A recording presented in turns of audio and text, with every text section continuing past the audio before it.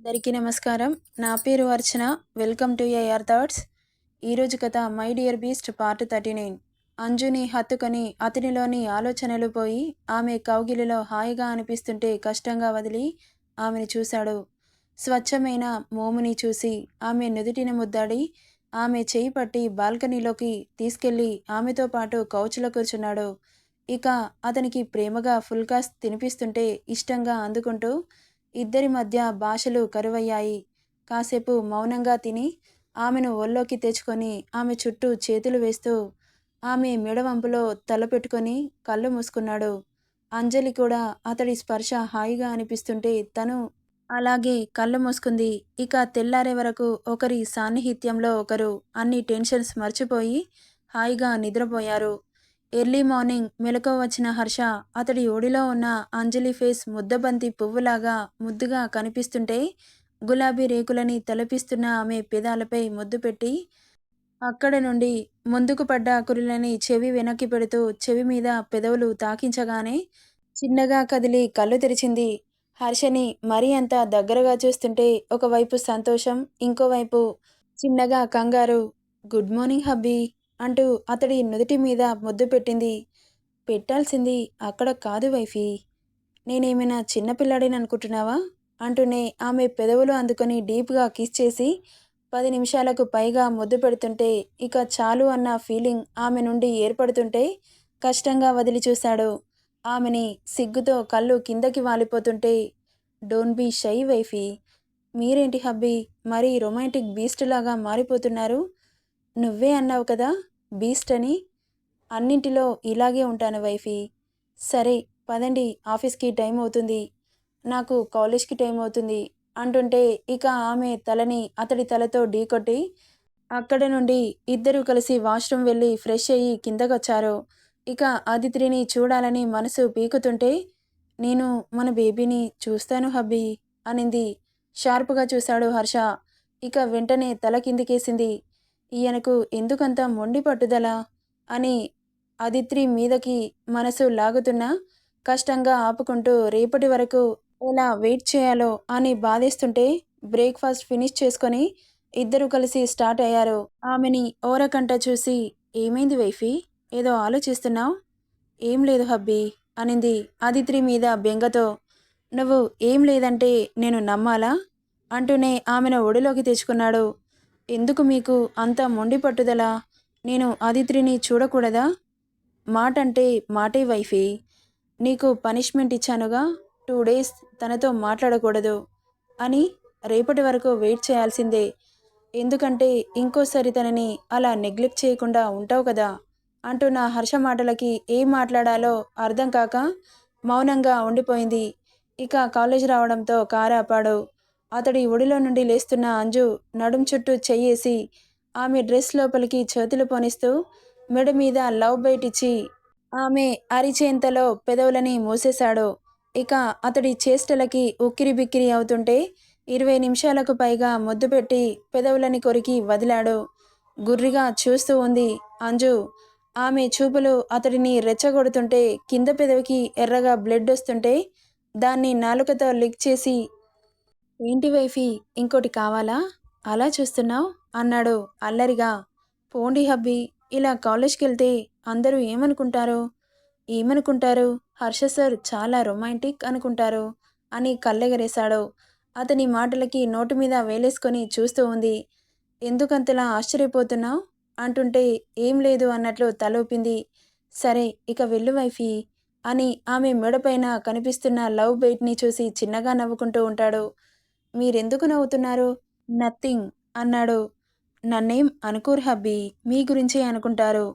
అనుకుంటే మంచిదే కదా వైఫీ అంటూ ఆమె బుగ్గలని ముద్దాడి సరే లేట్ అవుతుంది వెళ్ళు, నీకోసం చెల్లెలు వెయిట్ చేస్తుంటారు అనగానే ఓకే హబ్బీ బాయ్ అని కార్ దిగింది అంజు.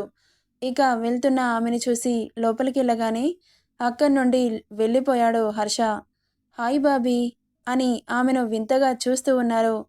ఏమైంది అలా చూస్తున్నారు అనింది కంగారుగా. బాబు పెట్టిన మార్క్స్ని చూస్తారేమో అనుకొని. వాళ్ళు అవే చూసి ఏంటి బాబీ మా భయ్యా పని కదా అని నవ్వుకుంటున్నారు. అటు దివి ఇటు హన్షి వాళ్ళిద్దరూ మాటలకి ఏం చెప్పాలో తెలియక, "భయ్యాలో ఈ యాంగిల్ కూడా ఉందా బాబీ?" అన్నారు. "అబ్బో! మన బాబు చెల్లెల విషయంలో చాలా స్ట్రిక్ట్‌గా ఉంటాడుగా, వాళ్ళకేం తెలుసు? మన బీస్ట్ బాబు వెరీ రొమాంటిక్" అని ఆశ్చర్యం, అయోమయం కలిపి అడుగుతుంటే, "మీరాపండి, నాకు తెలీదు" అంటూ తప్పించుకుంటుంటే, "మాకు తెలుసు బాబీ. నీ వాలకం చూస్తుంటేనే తెలుస్తోంది. మా భయ్యా నిన్ను ఊపిరాడనివ్వకుండా చేస్తున్నాడు కదా" అని అంటుంటే బుగ్గలు సిగ్గుతో ఎరుపెక్కి, ఇక అక్కడ ఉండలేక క్లాస్ రూమ్‌కి వెళ్ళిపోయింది అంజు. ఇక దివి, హన్షి కూడా వెళ్తుంటే, హన్షి ముందు నిలబడ్డాడు అభి. ఒక్కసారిగా ముందుకు అడుగు వేసేదల్లా అక్కడే ఆగింది. ఆమె చెయ్యి పట్టి పక్కకు లాక్కెళ్ళి, ఆమె నడుం చుట్టూ చెయ్యి వేసి దగ్గరికి లాక్కుంటూ, ముందుకు పడ్డ కురులని చెవి వెనక్కి పెడుతూ, "నా గురించి ఏం ఆలోచించావు బేబీ? నువ్వు ఓకే చెబితే మీ భయ్యాతో మాట్లాడ్డానికి నేను సిద్ధంగా ఉన్నాను. చెప్పు బేబీ" అంటున్న అతన్ని దూరం నెట్టడానికి ట్రై చేస్తుంటే, అతని పట్టు నుండి విడిపించుకోలేకపోతోంది హన్షి. "అసలేమనుకుంటున్నావు అభి? ఇంత ధైర్యం ఎక్కడి నుండొస్తుంది? మా భయ్యాకు తెలిస్తే ఏమవుతుందో తెలుసు కదా! ఎందుకిలా చేస్తున్నావు? నన్నెందుకు ఇంతలా టెన్షన్ పెడుతున్నావు? మా అక్క చేసిన తప్పుకే మా భయ్యా చాలా కుమిలిపోతున్నాడు. మళ్ళీ నేను అదే తప్పు చేయలేను. ప్లీజ్ నీకు దండం పెడతాను. నన్ను వదిలేసేయ్" అని అతని నుండి దూరం జరుగుతుంటే, ఫోర్స్‌గా మీదకి లాక్కొని ఆమె పెదవులు అందుకొని గాఢంగా చుంబించి 5 నిమిషాలకి వదిలాడు. అప్పటికే ఆమె కళ్ళల్లో నీళ్లు చేరాయి. "ఇంకోసారి ఈ నీళ్లు నాకు కనిపించకూడదు" అన్నాడు అతడి పెదవులతో తుడుస్తూ. "నువ్వు నా దగ్గరికొస్తే ఎప్పుడూ ఈ కన్నీళ్లనేవి నీ లైఫ్‌లో లేకుండా చేస్తాను. నేను మీ అక్కలాగా పారిపోయి పెళ్లి చేసుకుందామనట్లేదు. మీ భయ్యాని ఒప్పించే పెళ్లి చేసుకుందాం. ఒప్పుకోకపోతే ఒప్పుకునే వరకు వెయిట్ చేద్దాం. అంతేకానీ నిన్ను దూరంగా తీసుకెళ్ళి నిన్ను మీ భయ్యాని వేరు చేయలేను. ఎందుకంటే నాకు నీతో పాటు మీ ఫ్యామిలీ కూడా కావాలి కాబట్టి" అని చెప్పి, "నువ్వు బాగా ఆలోచించి మనసు పాడు చేసుకోకు. కానీ నా మీద నమ్మకముంచు. నేను నిన్ను బాధపడకుండా నా దాన్ని చేసుకుంటాను. ఓకే, ఇక క్లాస్‌కెళ్ళు. టైం అవుతుంది" అని చెప్పి అక్కడి నుండి వెళ్ళిపోయాడు అభి. అతన్ని క్షణకాలం అలాగే చూసి అక్కడి నుండి క్లాస్‌కి వెళ్ళిపోయింది హన్షి. "హర్ష ఎందుకు వీక్ ఉన్నాడు? చెల్లెళ్ళు చేసేవి అతడు ఎందుకు తెలుసుకోలేకపోతున్నాడు? అతడి క్యారెక్టర్‌ని స్ట్రాంగ్ చేయండి అంటున్న వాళ్ళకి నేనిప్పుడే సమాధానం ఇవ్వలేను. ఎందుకంటే చెబితే థ్రిల్లేముంటుంది? ఎవరి లైఫ్‌లు ఎలా మలుపు తిరుగుతాయో అన్నీ ఆయన చేతిలోనే ఉన్నాయి." ఇక క్లాస్ మీద కాన్సంట్రేట్ చేయలేకపోతోంది అంజు. హర్ష గుర్తొస్తున్నాడు. మొబైల్ చేతిలోకి తీసుకొని, "బహుత్ డిస్టర్బ్ కర్నే వాలా" అని టెక్స్ట్ చేయగానే బ్లింక్ అయిన మొబైల్‌ని చేతిలోకి తీసుకొని నవ్వుకుంటూ, "మీ టూ వైఫీ" టెక్స్ట్ చేస్తాడు. "I am madness on you" అంటుంది అంజు. అతను స్మైల్ ఇమోజి పెట్టి ఊరుకుంటాడు.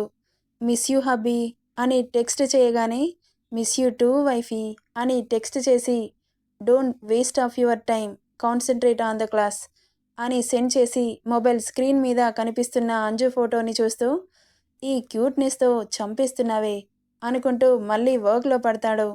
అతడి ఆజ్ఞని శిరస వహిస్తుంది కాబట్టి కాన్సంట్రేషన్‌తో క్లాసెస్ విని, ఇక లంచ్ టైంకి ముగ్గురు క్యాంటీన్‌లో కలుసుకోవాలి కాబట్టి అక్కడి నుండి క్యాంటీన్‌కెళ్తుండగా అంజు ఎదురుగా నిలబడ్డాడు అర్జున్. అతడిని చూసి ఉలిక్కిపడి ఒక్కసారిగా వెనక్కి అడుగేస్తుంది. అలా వేసే ప్రాసెస్‌లో స్లిప్ అవుతుంటే పట్టుకోబోతాడు అర్జున్. అతని చేతిని విసిరికొట్టి గుర్రుగా చూస్తూ ఉంది అంజు. "నన్నెందుకు దూరం పెడుతున్నావు అంజు? నీకు అర్థం కావట్లేదు. నిజంగా ఐ రియల్లీ లవ్ యూ" అంటున్న అతన్ని వియర్డ్‌గా చూసి, అతనితో మాట్లాడాలని అనిపించక అతన్ని దాటి వెళ్తుంటే ఆమె చెయ్యి పట్టి వెనక్కి లాగాడు. "నేను మాట్లాడుతుండగా నన్ను కేర్‌లెస్‌గా వదిలి వెళ్ళిపోయావనుకో, నాలోని విలన్ని నీకు చూపించాల్సొస్తుంది. మంచిగా చెబితే అర్థం కావట్లేదు కదా" అంటున్న అతని మాటలకి గుడ్లు పెద్దవి చేసి చూస్తూ, "అసలేమనుకుంటున్నావు? కొంచెం కూడా బుద్ధి లేకుండా ఏంటిదంతా? నన్ను వదిలేసేయ్.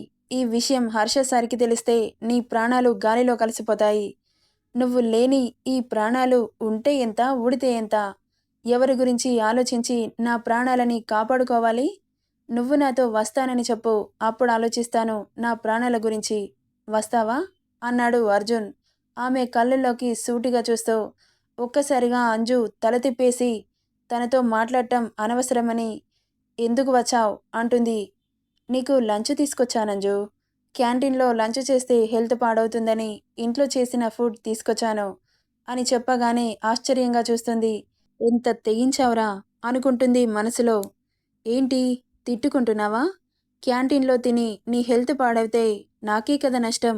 అందుకే స్పెషల్గా కుక్ చేయించుకొని తీసుకొచ్చాను అంటున్న అర్జున్ని కొట్టేలా చూస్తూ అక్కడ నుండి అతడి ఫుడ్ అవసరం లేదన్నట్లుగా విసురుగా వెళ్ళి క్యాంటీన్లో కూర్చుంటుంది అంజు. ఇక అర్జున్ కూడా ఆమె వెనకే వెళ్ళి కూర్చుంటూ, ఏంటి అంజు నా మీద అంత కోపం? కోపం ఉంది నా మీద కదా, ఫుడ్ మీద ఎందుకు చూపిస్తున్నావు? అలా చూపిస్తే నాకు నచ్చదు. నా మీద కోపం ఉంటే నన్ను కొట్టు తిట్టు, అంతేకాని ఇలా తినకుండా ఉంటే మాత్రం నేను తినిపించాల్సి వస్తుంది అని షార్ప్గా చూసేసరికి ఒక్కసారిగా అతని కళ్ళల్లో కోపానికి భయం వేసింది అంజలికి. ఇక ఈ వెధవ తినిపించినా తినిపిస్తాడు అనుకొని మారు మాట్లాడకుండా సైలెంట్గా కూర్చుంటుంది. ఇక ఆమెకు అర్జున్ వడ్డించడానికని తెచ్చిన క్యారేజ్ని ఓపెన్ చేస్తుండగా వస్తారు దివి, హన్షి. అర్జున్ వాళ్ళని చూసి ఫేస్ చిరాగ్గా పెట్టుకుంటాడు. హాయ్ బాబీ అంటూ అర్జున్ వంక చూస్తుంది దివి. ఆమె చూపులని ఏమాత్రం పట్టించుకోకుండా అంజు మీదే ఉంటాయి అతడి చూపులు. వాడి చూపులకి చిర్రెత్తుకొస్తుంటే అక్కడి నుండి లేచి వెళ్తుండగా అర్జున్కి కోపం వచ్చి చైర్ అడ్డం పెట్టి అంజు పడేలా చేస్తాడు. ఇక పడబోతుంటే పట్టుకుంటుంది హన్షి. వాళ్ళ చూపులు అంజు మీద ఉండడంతో చైర్ని ఎలా జరిపాడో చూసుకోలేదు ఇద్దరు. ఎందుకంటే వాళ్ళు రాగానే వెళ్తుందని ఆశ్చర్యంగా చూస్తున్నారు అంజలిని. ఎక్కడికి బాబీ?